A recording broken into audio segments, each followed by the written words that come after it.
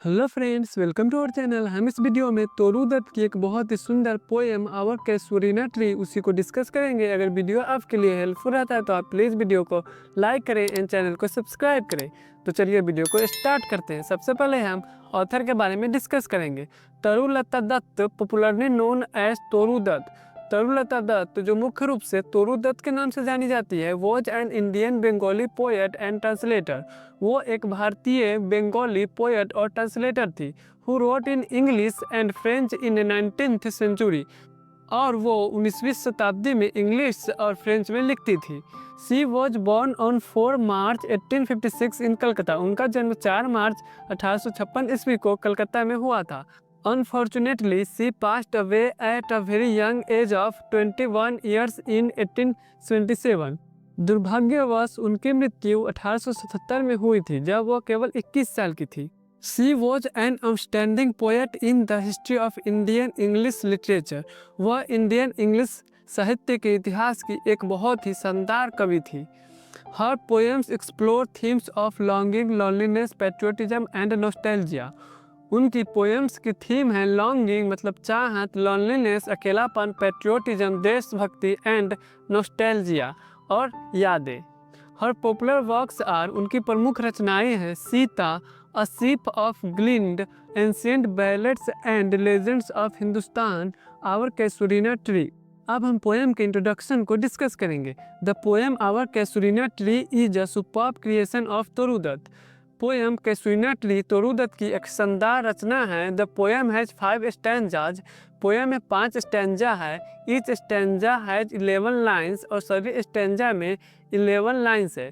We the rhyme scheme of ABBA CDDC EEE। और सभी stanza की राइम स्कीम है ABBA CDDC EEE।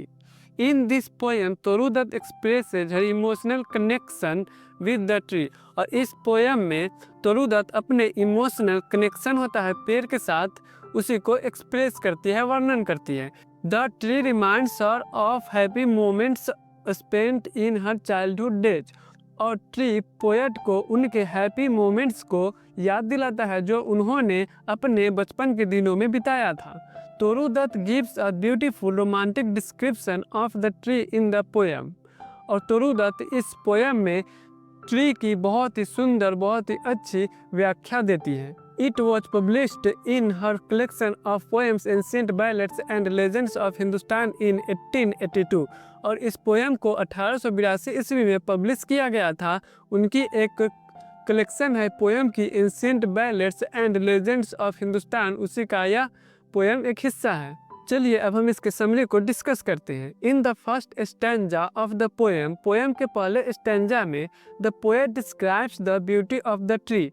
पोएट इस ट्री की, कैसूरीना ट्री की ब्यूटी की, उसकी सुंदरता को डिस्क्राइब करती है, वर्णन करती है। The tree looks grand and beautiful in the tight grip of a Python like creeper with crimson flowers. और पेड़ बहुत ही बड़ा और सुंदर दिखता है क्योंकि पेड़ को एक क्रीपर ने, क्रीपर का मतलब हो गया बेल हो गया, लता हो गया, तो एक लता ने अजगर की तरह जकड़ लिया है कस के, और उस लता में बहुत सारे गहरे लाल रंग के फूल खिले हुए हैं।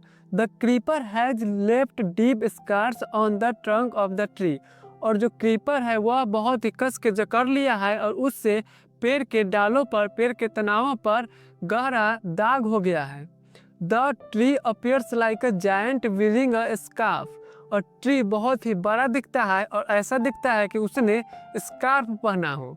मतलब यह क्रीपर ने उसे ऐसे जकड़ लिया है और उसी की वजह से ट्री ऐसा लग रहा है कि उस क्रीपर को स्कार्फ की तरह पहन रखा हो। The tree is very strong as no other tree would survive in the tight hold of this creeper. और ट्री बहुत ही मजबूत है क्योंकि दूसरा ट्री अगर आता उस ट्री के बदले, जैसे इस क्रीपर ने उस ट्री को कस के पकड़ रखा है, तो दूसरा ट्री मर जाता, वो सर्वाइव नहीं कर पाता, मर जाता। The tree serves as a home for birds and बीज।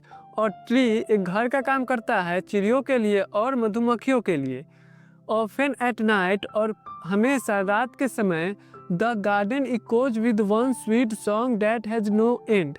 गार्डन एक मीठी सॉन्ग के साथ गूंजता है, दैट हैज नो एंड, और उस सॉन्ग का, उस गाने का कोई अंत नहीं होता है। इन द सेकेंड स्टैंजा, दूसरे स्टैंजा में the poet expresses the experiences of dawn which delights her. दूसरे स्टैंजा में पोएट अपने एक्सपीरियंस को, अपने सुबह के जो एक्सपीरियंस रहता है उन्हें एक्सप्रेस करती है, वर्णन करती है, और सुबह के एक्सपीरियंस उन्हें बहुत ही खुश कर देता है। एवरी मॉर्निंग, प्रत्येक सुबह, as she opens her window, जैसे ही वह अपने खिड़की को खोलती है, her eyes rest on the tree, उनकी आंखें उस पेड़ पर पड़ती है। She sees a grey baboon sitting on the top branch like a statue to receive the sunlight, और वो देखती हैं कि पेड़ के सबसे ऊंची डाली पर एक ग्रे बबून बैठा हुआ है। बबून एक प्रकार का बंदर होता है, वो पेड़ के सबसे ऊंची डाली पर बैठा हुआ है और धूप सेक रहा है। Whereas his puny offsprings play around the lower, जबकि उसका जो छोटे छोटे नन्हे बच्चे हैं वो पेड़ के नीचे, ब्रांच ऑफ द ट्री, पेड़ के निचली डाली पर उनके छोटे छोटे प्यारे बच्चे खेल रहे हैं। Kokila welcomes the day with her sweet song, और कोकिला दिन का स्वागत करती है अपने मीठे गानों से। The cows move towards the pastures, गाय अपने घास के मैदान की तरफ जाती है। The water lilies seem like gathered snow when the shadow of the huge tree cast upon the water tank, उस पेड़ के नीचे एक तालाब है, और जब पेड़ की छाया उस तालाब पर पड़ती है तो उस तालाब में खिले हुए वाटर लिली ऐसा दिखता है जैसे वहां पर बर्फ जमा हो गया हो। इन द थर्ड स्टैंजा, तीसरे स्टैंजा में the poet explains the memories associated with the tree, poet अपने यादों को शेयर करती है, वर्णन करती है जो उस पेड़ से जुड़ा हुआ है। She comments on why the tree will remain dear to her always, वो बताती है कि क्यों पेड़ हमेशा उसके लिए प्यारा रहेगा। The tree reminds her of the wonderful moments of childhood days spent with her siblings under the tree, वो ट्री पोएट को उनकी बचपन की बहुत ही प्यारी, बहुत ही वंडरफुल पल को याद दिलाती है जो उन्होंने अपने सिबलिंग्स, अपने भाई बहन के साथ उस पेड़ के नीचे बिताया था। The tree blended with the memory of them, और पेड़ उन लोगों के यादों से जुड़ा हुआ है। Gives the poet the images of the intense love they share, और ट्री पोएट को गहरा प्यार का इमेज देता है जो आपस में वे लोग शेयर किए थे। Living the poet in tears, और उनको याद करके पोएट रोने लगते हैं, उनकी आंखों में आंसू आ जाते हैं। The poet mourns for those departed souls, और पोएट उन सभी डिपार्टेड सोल्स के लिए शोक मनाते हैं, मतलब जो उनके भाई बहन रहते हैं वो इस दुनिया में नहीं है, उन्हीं के लिए शोक मनाते हैं। It seems to the poet that the tree is sympathising, और पोएट को ऐसा लगता है कि ट्री उन्हें सहानुभूति दे रहा है। And lamenting on the loss of her siblings, और पोएट को ऐसा लगता है कि उनके भाई बहन इस दुनिया में नहीं हैं, और उसी के कारण पेड़ विलाप कर रहा है, शोक मना रहा है।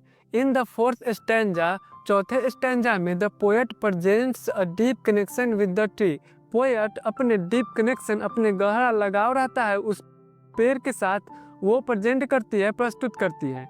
The lament of the tree reaches to the distant lands of France and Italy, और पेड़ का वो जो विलाप रहता है वो बहुत ही दूर तक चला जाता है, इटली और फ्रांस तक चला जाता है। The image of the tree is so strong, और उस ट्री का इमेज इतना स्ट्रॉन्ग रहता है, इतना मजबूत रहता है, that even in France and Italy, यहाँ तक कि फ्रांस और इटली में भी she can hear the trees lament, यहाँ तक कि फ्रांस और इटली में भी पोएट उस ट्री का विलाप सुन सकती है।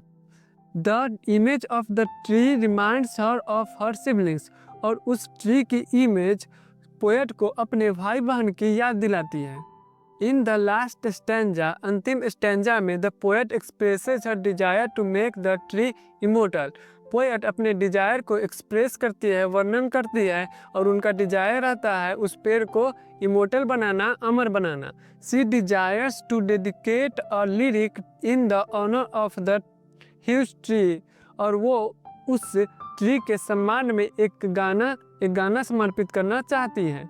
बिकॉज, क्योंकि it is associated with the memories of those who were precious to the poet more than her life, क्योंकि वह पेड़ उन लोगों की यादों से जुड़ा हुआ है जो लोग पोएट की लाइफ से भी बढ़कर थे, मतलब पोएट की लाइफ से भी बेशकीमती थे। The poet wants the casuarina tree to become immortal like the yew trees of Borrowdale that were made immortal by William Wordsworth। और पोएट चाहती है कि कैसुरीना ट्री अमर बन जाए जैसे बोरोडेल की यू ट्री अमर बन गई है, जिसे विलियम वर्ड्सवर्थ ने अमर बना दिया है। अ ग्रेट रोमांटिक पोएट, और विलियम वर्ड्सवर्थ एक बहुत ही महान रोमांटिक पोएट थे। She desires to protect the tree from oblivion's curse. Poet tree को गुमनामी की श्राप से बचाना चाहती है। इन अदर वर्ड्स, दूसरे शब्दों में, she desires that the tree must not be forgotten. वो चाहती है कि पेड़ को कभी कोई ना भूले, उसे हमेशा ही याद किया जाए, वह अमर बन जाए। अब हम इसके कंक्लूजन को डिस्कस करेंगे। वी कैन कंक्लूड दैट, हम लोग निष्कर्ष निकाल सकते हैं कि this is a wonderful poem by Toru Dutt. यह तोरूदत्त का बहुत ही शानदार पोएम है। थ्रू दिस पोएम, इस पोएम के माध्यम से the poet expresses her emotion, वो अपना इमोशन को व्यक्त करती है, मेमोरीज, अपनी यादों को व्यक्त करती है, एंड हर चाइल्डहुड डेज, और अपने बचपन की दिनों को व्यक्त करती है, कनेक्टेड विद द ट्रीज, जो इस चीज से जुड़ा हुआ है। She writes this poem to immortalize the casuarina tree, और वह इस पोएम को लिखती है ताकि वह कैसुरीना ट्री को अमर बना सके। बिकॉज, क्योंकि it reminds the poet of her loved ones, क्योंकि पोएट को यह ट्री उनकी प्यारे भाई बहनों को याद दिलाता है। तो यहीं पर आज की हमारी टॉपिक समाप्त होती है। अगर टॉपिक से रिलेटेड आपको कोई क्वेश्चंस हो या डाउट हो तो आप हमें कमेंट कर सकते हैं, या अगर वीडियो आपके लिए हेल्पफुल रहा हो तो आप प्लीज़ वीडियो को लाइक करें एंड चैनल को सब्सक्राइब करें। चलिए मिलते हैं अब नेक्स्ट वीडियो में।